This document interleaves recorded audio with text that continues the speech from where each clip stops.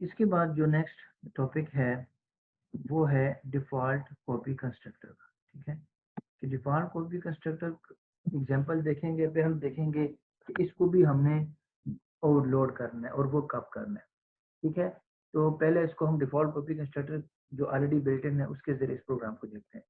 सबसे पहले अगर आप इस प्रोग्राम को चेक करें तो हमारे पास स्टूडेंट टेस्ट स्कोर के नाम से एक क्लास है और इस क्लास में हमारे पास स्टूडेंट नेम एक स्ट्रिंग है स्टूडेंट नेम के लिए, फिर उसके बाद एक पॉइंटर है टेस्ट स्कोर्स और उसके बाद है number of test scores. Right, तो सबसे पहले हमने यूज़र को कहना है कि जो आपके पास किसी टेस्ट के स्कोर्स हैं या कितने सब्जेक्ट्स हैं, right, total number of subjects कितने हैं, तो वो आप पहले सबसे पहले आप एंटर करें और वो आ जाएगा नंबर ऑफ टेस्ट स्कोर्स। ठीक है, तो टोटल सब्जेक्ट्स कितने हैं, टोटल स्कोर जो आपने एंटर करने हैं वो कितने हैं। उसके बाद जाके उसी हिसाब से फिर हम डायनेमिकली रन टाइम पे एक एरे डिक्लेयर करेंगे और मैंने आपको डिस्क्रिप्शन में बताया भी था कि आप रन टाइम में एरे को किस तरह से डिक्लेयर करते हैं। एक है एरे को स्टैटिक टाइम पे यानी कि जिस वक्त कंपाइल टाइम या स्टैटिक टाइम से कहते हैं, जिस वक्त आप डिक्लेयर करें उसी वक्त एरे का साइज बताते हैं। टेस्ट स्कोर 10, तो टेस्ट स्कोर एरे बन जाएगी, उसमें 10 लोकेशन। और एक है कि आप रन टाइम पे डिक्लेयर करेंगे जितने यूजर को जरूरत है। 5 सब्जेक्ट्स हैं तो 5 साइज एरे, 10 सब्जेक्ट्स हैं तो 10 साइज एरे, 20 सब्जेक्ट्स हैं तो 20 साइज की एरे आप डिक्लेयर कर सकते हैं कंबाइंड टाइम पे। उसके लिए फिर आपको एक पॉइंटर चाहिए और आपको साइज चाहिए। तो अगर आप ये वाला फंक्शन चेक करें क्रिएट टेस्ट स्कोर एरे, तो यही फंक्शन है जो कि डायनेमिकली रन टाइम पे एरे को डिक्लेयर करेगा, लेकिन इसको जरूरत होगी साइज की। ठीक है, कि टोटल साइज कितना है, कितने सब्जेक्ट्स है। तो साइज यूजर प्रोवाइड कर देगा, तो हम नंबर ऑफ टेस्ट स्कोर को इक्वल कर देंगे साइज के, इतने हमारे पास सब्जेक्ट्स हैं। उसके बाद टेस्ट स्कोर को इक्वल कर देंगे न्यू डबल साइज, ये सिंटैक्स है। इसकी वजह से होगा क्या, टेस्ट स्कोर जो है उसको 10 या 5 जितने भी आपने सब्जेक्ट्स मेंशन किए होंगे, तो इतने डबल टाइप के लोकेशंस एलोकेट हो जाएंगे। न्यू इंटीजर लिखेंगे तो 5 इंटीजर टाइप के लोकेशंस टेस्ट स्कोर को असाइन हो जाए। इसका मतलब है ये एक एरे बन गई। ठीक है, अब ये एक पॉइंटर है, लेकिन उसके बाद इस स्टेटमेंट के बाद टेस्ट स्कोर जो है एक एरे बन चुकी है, जिसको आप इस तरह से कह सकते हैं कि टेस्ट स्कोर ब्रैकेट ब्रैकेट और साइज। साइज 5 है तो साइज 5 की एरे डिक्लेयर हो जाएगी, 10 है तो साइज 10 की एरे डिक्लेयर हो जाएगी। तो ये एक स्टेटमेंट है, हम ऑलरेडी इसको न्यू स्टेटमेंट को हम यूज भी कर चुके हैं डेटा स्ट्रक्चर में। तो अभी एरे क्रिएट हो चुकी है, अब हम चाहते हैं कि एरे के हर लोकेशन में 0 आ जाए या 0.0। तो आप i equal to 0, I less than size i plus plus test score of i 0 फिर 1 फिर 2 is equal to default score को इनिशियली डिक्लेयर किया है, ग्लोबल वेरिएबल है, constant double default score is equal to 0, right. एक global variable 0.0 लिया है, तो एरे के हर लोकेशन में 0.0 आ जाएगा। अब होगा क्या, इसके फौरन बाद अगर हम चेक करें, अब हमने एरे को डिक्लेयर कर दिया है। अच्छा, नेक्स्ट स्लाइड पे जाते हैं और नेक्स्ट स्लाइड पे हमारे पास पब्लिक में है कंस्ट्रक्टर, स्टूडेंट टेस्ट स्कोर के नाम से कंस्ट्रक्टर है और ये दो चीजें रिसीव करेगा मेन फंक्शन, एक नेम और एक नंबर ऑफ स्कोर्स कितने हैं। नेम, स्टूडेंट नेम को नेम असाइन हो जाएगा और जो साइज है, राइट, नंबर स्कोर्स। ठीक है, तो नंबर स्कोर्स के लिए यहाँ से डायरेक्टली फंक्शन कॉल हुआ क्रिएट टेस्ट स्कोर एरे। तो क्रिएट टेस्ट स्कोर एरे को मैं ऑलरेडी यहाँ पर एक्सप्लेन कर चुका हूँ शुरू में। तो यहाँ से जो है ये वाला फंक्शन कंस्ट्रक्टर जो है इस फंक्शन को कॉल कर लेगा और जो नंबर ऑफ स्कोर्स है वो साइज को देगा जो यूजर ने मेंशन किया है, राइट। तो यहाँ से फंक्शन कॉल हो जाएगा।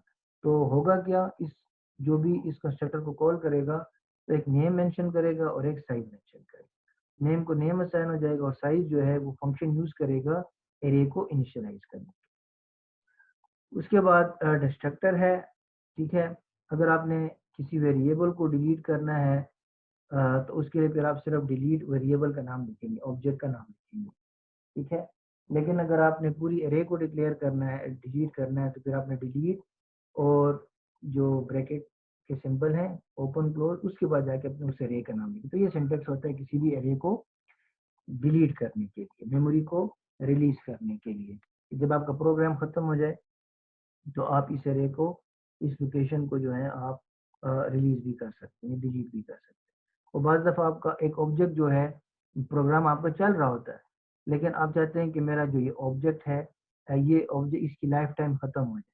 उसकी लाइफ टाइम खत्म हो जाती है, प्रोग्राम आपका फिर भी चल रहा होता है, लेकिन अगर आप डिलीट नहीं करेंगे, राइट, तो वो भी उस वक्त तक आपके प्रोग्राम का पार्ट ही रहेगा, राइट। आप एक्सेस तो नहीं कर सकेंगे उस ऑब्जेक्ट को, उस लोकेशन को, लेकिन that memory location is already allocated to that program. तो जो आपका सिस्टम है, ऑपरेटिंग सिस्टम, वो लोकेशन किसी और को एलोकेट नहीं कर सकता, क्योंकि वो ऑलरेडी आपके किसी ऑब्जेक्ट को एलोकेट हो चुका था। हालांकि आपका ऑब्जेक्ट अभी डिस्ट्रॉय हो चुका होगा प्रोग्राम के दौरान ही। तो उस मेमोरी को रिलीज करने के लिए फिर हम डिस्ट्रक्टर को यूज करते हैं, ठीक है, ताकि डिस्ट्रक्टर उस मेमोरी को रिलीज कर दे, ताकि आपका ऑपरेटिंग सिस्टम कोई और प्रोग्राम अगर रन हो रहा है तो उसको वो लोकेशन जो एलोकेट कर सकता है। अच्छा, उसके बाद है test score function set specific test score value. अब ये दो पैरामीटर रिसीव कर रहा है। आप चाह रहे हैं कि यूजर जो है अब हर एक लोकेशन के लिए स्कोर सेंड करके दे, ठीक है, तो वो इंडेक्स बताएगा और उस इंडेक्स पे स्कोर क्या स्टोर करना है वो भी सेंड करेगा। तो इंडेक्स 0 बताएगा और score 80, index 1 score 50, index 2 score 30, index 3 score 70, index 4 score 90। तो वो जितने भी इंडेक्स पे 5 सब्जेक्ट हैं, तो 5 सब्जेक्ट के स्कोर वो इस फंक्शन के जरिए, मेन फंक्शन से इस फंक्शन को कॉल करेगा और बारी बारी हर एक इंडेक्स को स्कोर प्रोवाइड करेगा। तो इस तरह से आपका जो एरे है वो स्कोर से इनिशियलाइज भी हो जाएगा इस फंक्शन के थ्रू। तो ये फंक्शन इसलिए, और ये जो फंक्शन है ये नेम को चेंज करने के लिए, एनी टाइम आप नेम को चेंज कर सकते हैं। ये नेम को रिटर्न करवा रहा है, और ये नंबर ऑफ टेस्ट स्कोर्स कितने हैं टोटल वो रिटर्न करवा रहा है। और ये जो है गेट स्पेसिफिक टेस्ट स्कोर, किसी खास इंडेक्स पे स्कोर पड़ा है, उस इंडेक्स का स्कोर अगर आपको चाहिए तो आप सिर्फ इंडेक्स प्रोवाइड कर दें और ये आपको एरे का उस इंडेक्स पे जो स्कोर होगा वो आपको रिटर्न करके दे देगा। तो एक पूरा कोड है, राइट। अच्छा, अगर आप देखें तो इस क्लास में भी एक पॉइंटर यूज हुआ है। तो मैंने आपको पहले भी कहा है कि अगर आप असाइनमेंट ऑपरेटर यूज करेंगे मेन फंक्शन में और आपके क्लास में पॉइंटर हो तो फिर आपने असाइनमेंट ऑपरेटर को ओवरलोड करना है। और अगर आप कॉपी कंस्ट्रक्टर यूज करेंगे और आपके कोड में पॉइंटर है, फिर भी आपने कॉपी कंस्ट्रक्टर को ओवरलोड करना है, ठीक है। तो इस कोड में भी अब पॉइंटर है। अब अगर हम मेन फंक्शन को चेक करें, मेन फंक्शन में अगर हम लिखेंगे स्टूडेंट टेस्ट स्कोर क्लास का एक ऑब्जेक्ट क्रिएट करो स्टूडेंट 1 और पास करो एहसान कामा 5, यानी कि एहसान उसका नाम है, 5 उसके सब्जेक्ट्स है। इसकी वजह से होगा क्या, ये कंस्ट्रक्टर कॉल हो जाएगा स्टूडेंट टेस्ट स्कोर वाला, नेम एहसान नेम को मिल जाएगा और उसको नंबर नम स्कोर को 5 मिल जाएगा। और ये नम स्कोर जो है इसके लिए फंक्शन कॉल होगा, ये वाला फंक्शन, और साइज को 5 मिल जाएगा। एरे क्रिएट होगी, उस 5 डबल टाइप के लोकेशंस होंगे, ठीक है, और हर लोकेशन में 0.0 तो ये जो ही आप ये स्टेटमेंट लिखेंगे तो इस स्टेटमेंट की वजह से टेस्ट स्कोर जो है पॉइंटर वो कहाँ पॉइंट करेगा, एक ऐसी मेमोरी लोकेशन में जहाँ पर आपको 5 लोकेशन मिल जाएंगे और हर लोकेशन में 0.0 लिखा हुआ। अब अगर आप इसके फौरन बाद एक और स्टेटमेंट लिखें student test score main function में, स्टूडेंट टेस्ट स्कोर स्टूडेंट 2, एक और आप ऑब्जेक्ट डिक्लेयर कर रहे हैं student 2 is equal to student 1। तो आप यहाँ से चेक कर सकते हैं, मैंने आपको कहा था कॉपी कंस्ट्रक्टर कब कॉल होगा। कॉपी कंस्ट्रक्टर तब कॉल होता है जब आप एक ऑब्जेक्ट को डिक्लेयर करते हैं तो उसी वक्त आप उसको किसी और ऑब्जेक्ट से इनिशियलाइज भी कर देते हैं। तो ये देखिए, आप उसी वक्त उसको एक और ऑब्जेक्ट से इनिशियलाइज भी कर रहे हैं। तो इसका मतलब है ये क्या है, ये कॉपी कंस्ट्रक्टर को कॉल कर रहा है, असाइनमेंट ऑपरेटर को नहीं, बल्कि कॉपी कंस्ट्रक्टर जो ऑलरेडी बिल्ट इन है वो कॉल हो जाएगा। लेकिन मैंने आपको अगेन कहा, जो already built in copy constructor है, राइट, वो क्या करेगा, वो सिर्फ जो मेंबर्स होंगे, प्राइवेट मेंबर्स होंगे, तो उनको आपस में इक्वल कर रहा होता है, ठीक है। तो यहाँ पर भी अगर आप चेक करें, हमारे पास सिर्फ एक ही वेरिएबल है या 3 वेरिएबल है प्राइवेट में टेस्ट स्कोर में। तो जो ही आप student 2 is equal to student 1 लिखेंगे तो स्टूडेंट 2 के नेम में क्या आ जाएगा, एहसान। स्टूडेंट 2 का पॉइंटर जो है वो बराबर हो जाएगा स्टूडेंट 1 के पॉइंटर से। और स्टूडेंट 2 के टेस्ट स्कोर में आ जाएगा num test score is equal to student 1 के नंबर ऑफ टेस्ट स्कोर, वो तो 5 बन जाए। लेकिन प्रॉब्लम कहाँ पे आएगी, स्टूडेंट 2 का जो टेस्ट स्कोर है वो बराबर हो जाएगा स्टूडेंट 1 के टेस्ट स्कोर के, यानी कि दोनों टेस्ट स्कोर जो है, दोनों पॉइंटर्स जो है आपस में इक्वल हो जाएंगे। तो दोनों पॉइंटर फिर कहाँ पर पॉइंट करेंगे, उसी मेमोरी लोकेशन को जहाँ पे स्टूडेंट 1 का पॉइंटर पॉइंट कर रहा है। यहाँ पर स्टूडेंट 1 का पॉइंटर है जो कि इस लोकेशन को पॉइंट कर रहा है। लेकिन जब आप student 2 is equal to student 1 लिखेंगे तो स्टूडेंट 2 का जो पॉइंटर होगा वो भी इसी को पॉइंट करेगा। ये देखिए, स्टूडेंट 1 का पॉइंटर भी यहीं पे पॉइंट कर रहा है और स्टूडेंट 2 का पॉइंटर भी इसी लोकेशन को पॉइंट कर रहा है। तो अगर आप किसी भी पॉइंट पर स्टूडेंट 1 को चेंज करेंगे तो स्टूडेंट 2 भी चेंज होता जाएगा, स्टूडेंट 2 को चेंज करेंगे तो स्टूडेंट 1 भी चेंज होता चला जाएगा, जो कि अनडिजायरेबल है क्योंकि दोनों के अलग अलग मार्क्स हैं, या अगर किसी पॉइंट पे दोनों के मार्क्स इक्वल भी हैं फिर चेंज हो रहे हैं, लेकिन आप उनको फिर चेंज नहीं कर सकते। एक को चेंज करेंगे तो अगला भी चेंज होगा, क्यों? क्योंकि आपने डिफॉल्ट कॉपी कंस्ट्रक्टर को यूज किया है जो कि सिर्फ इक्वल करता है और वैल्यूज को इक्वल नहीं करता बल्कि पॉइंटर को इक्वल करता है। बल्कि हालांकि हम चाहते ये हैं कि जब हम यहाँ पर इक्वल मेंशन करें तो जो वैल्यूज है वो एक दूसरे में कॉपी होनी चाहिए, ना कि पॉइंटर आपस में इक्वल। तो इसका मतलब है फिर आपने इसको ओवरलोड करना है और जो कोडिंग आप चाहते हैं कॉपी कंस्ट्रक्टर से वो कोडिंग फिर आपने खुद करनी है। तो उसको फिर ओवरलोड करने का तरीका ये है कि इस कोडिंग में, पिछले कोडिंग में आपको यहाँ पर कोई भी कॉपी कंस्ट्रक्टर की ओवरलोडिंग नजर नहीं आए क्योंकि वो डिफॉल्ट वाली को यूज कर रहा है।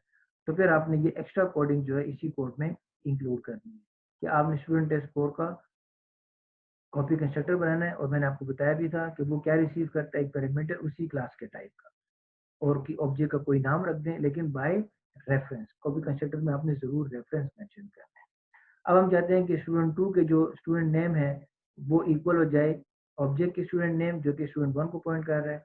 फिर number of test score object student 1 जो कि इस वक्त ऑब्जेक्ट है, object number of test score, ये दोनों तो आपस में इक्वल हो गए। अब बारी आ रही है कि एरे स्टूडेंट 1 के एरे में जो वैल्यूज पड़ी हैं वो स्टूडेंट 2 के एरे को वो वैल्यूज मिल जाए, ना कि वो दोनों पॉइंटर आपस में इक्वल हो जाए। तो उसके लिए फिर आप क्या करेंगे कि आप लिखेंगे सबसे पहले तो test score is equal to new double number of test score. ठीक है, जो स्टूडेंट क्या कहते हैं स्टूडेंट 2 है उसके लिए पहले तो सबसे पहले आपने एरे को क्या करना है, इनिशियलाइज करना है, राइट। आप जो ही ये स्टेटमेंट लिखेंगे स्टूडेंट 2, राइट, तो स्टूडेंट 2 के लिए जो ये वाला कंस्ट्रक्टर है एहसान 5, ये वाला कंस्ट्रक्टर का होगा 2 आर्गुमेंट वाला, बल्कि कॉपी कंस्ट्रक्टर का। तो स्टूडेंट 1 के लिए तो 2 आर्गुमेंट वाला कंस्ट्रक्टर कॉल हो जाएगा और 2 आर्गुमेंट वाला कंस्ट्रक्टर में फिर हमने वो एक फंक्शन को कॉल किया है जो कि एरे को इनिशियलाइज कर देता है स्टूडेंट 1 के लिए। लेकिन स्टूडेंट 2 के लिए एकदम से कॉपी कंस्ट्रक्टर कॉल हो जाएगा, ये वाला कॉपी कंस्ट्रक्टर। अब हमने इसके लिए भी जो इसका टेस्ट स्कोर है सबसे पहले उसको इनिशियलाइज करना है, new double number of test score. ठीक है, तो नंबर ऑफ टेस्ट स्कोर जो स्टूडेंट 1 के नंबर ऑफ टेस्ट स्कोर हैं वही इसके भी है, तो इतने सब्जेक्ट इसके भी आ जाएंगे। अब हमने जो स्टूडेंट 1 के एरे है वो असाइन करनी है स्टूडेंट 2 के, यानी कि जो स्टूडेंट 1 के एरे में जो वैल्यूज पड़ी हैं वो हमने असाइन करना है स्टूडेंट 2 के एरे को। आई 0, आई लेस देन लेंथ और आई प्लस प्लस। अब यहाँ पर लेंथ जो है वो बराबर है किस चीज के, नंबर ऑफ टेस्ट स्कोर। ठीक है, तो आप लेंथ की जगह ये नंबर ऑफ टेस्ट स्कोर भी यहाँ पर लिख सकते हैं। ठीक है, तो ये लेंथ यहाँ पर नहीं होना चाहिए बल्कि जिस तरह की यहाँ पर हमने चेक किया था ये लेस देन साइज है और साइज हमने यहाँ पर मेंशन किया था जो अपने वीडियो वैल्यू जिसको मिली थी। यहाँ पर भी ये लेंथ नहीं होगा, राइट, यहाँ पर ये लेंथ नहीं है, यहाँ पर आप नंबर ऑफ टेस्ट स्कोर। ठीक है, तो उसके बाद टेस्ट स्कोर ऑफ आई ये किसको बिलोंग कर रहा है, ये है स्टूडेंट 2 का टेस्ट स्कोर क्योंकि कॉपी कंस्ट्रक्टर को स्टूडेंट 2 ने कॉल किया। तो उसमें वैल्यू आ जाएगी ऑब्जेक्ट डॉट, यानी कि स्टूडेंट 1 और ऑब्जेक्ट ये दोनों सेम है, तो object dot test score of i. तो पहले स्टूडेंट 1 में जो भी स्कोर होगा वो स्कोर कॉपी हो जाएगा स्टूडेंट 2 के एरिया में। अब दोनों पॉइंटर आपस में इक्वल नहीं होंगे बल्कि जो वैल्यूज हैं वो आपस में इक्वल। ठीक है, तो इसीलिए आपने इसको ओवरलोड करना है। और इस अगले प्रोग्राम में ये शो किया गया है कि आप अगर यहाँ पर शुरू में कांस्टेंट नहीं, राइट, कांस्टेंट आपने नहीं मेंशन किया, और मैंने आपको बार बार बताया कि आप ऑब्जेक्ट, ये ऑब्जेक्ट है और किसको बिलोंग कर रहे हैं, स्टूडेंट वन को बिलोंग कर रहा है और ये बाय रेफरेंस है, यानी कि ये ऑब्जेक्ट और स्टूडेंट वन ये दोनों सेम है, राइट, बाय रेफरेंस है।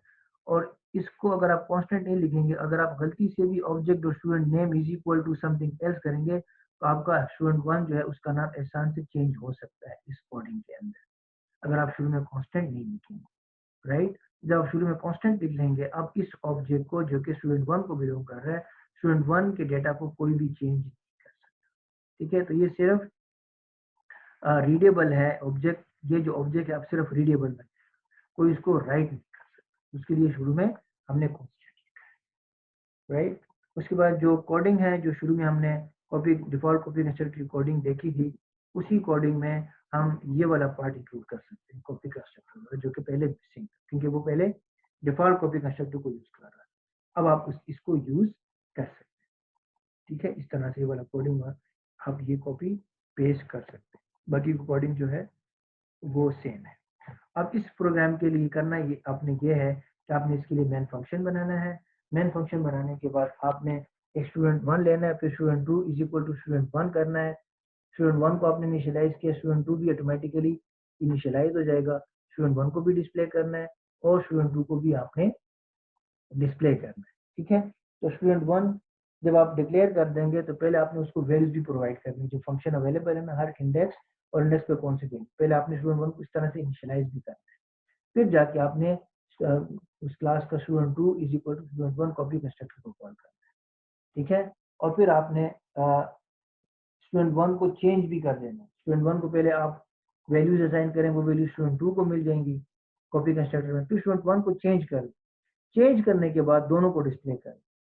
अगर आपका रिजल्ट सेम आ रहा है तो उसका मतलब है आपने कॉपी कंस्ट्रक्टर इम्प्लीमेंट नहीं की। और अगर आपका रिजल्ट ठीक आ रहा है, यानी कि स्टूडेंट वन जो भी चेंज किया है वो वाला आ रहा है और स्टूडेंट टू के लिए प्रीवियस वाला जो स्टूडेंट वन में पढ़ा था वो आ रहा है, तो इसका मतलब है आपने कोडिंग ठीक की। तो ये आपकी असाइनमेंट है, आपने ये वाला प्रोग्राम, इस प्रोग्राम के लिए सिर्फ मेन फंक्शन बनाना है। तो समझ में हम कह सकते हैं कि हमने आज डिफॉल्ट असाइनमेंट ऑपरेटर को चेक किया और फिर हमने उसको ओवरलोड भी किया क्योंकि वहां पर एक पॉइंटर था और उस पॉइंटर को ओवरलोड करना था। सिमिलरली डिफॉल्ट को भी कंस्ट्रक्टर को देखा, उसमें हमने चेक किया कि वहां पर भी पॉइंटर है टेस्ट फोर, लेकिन वो भी एक पॉइंटर है, इसलिए उसको भी ओवरलोड करना जरूरी था, राइट। तो आज के लिए इतना काफी है। तो जो भी इंशाल्लाह आपके क्वेश्चंस होंगे उसको फिर हम डिस्कस करेंगे, लेकिन उससे पहले आपने कोशिश करनी है कि जो लास्ट प्रोग्राम की मेन फंक्शन मिसिंग है वो मेन फंक्शन आपने बनाना है, ठीक है। ओके जी, थैंक यू, अल्लाह।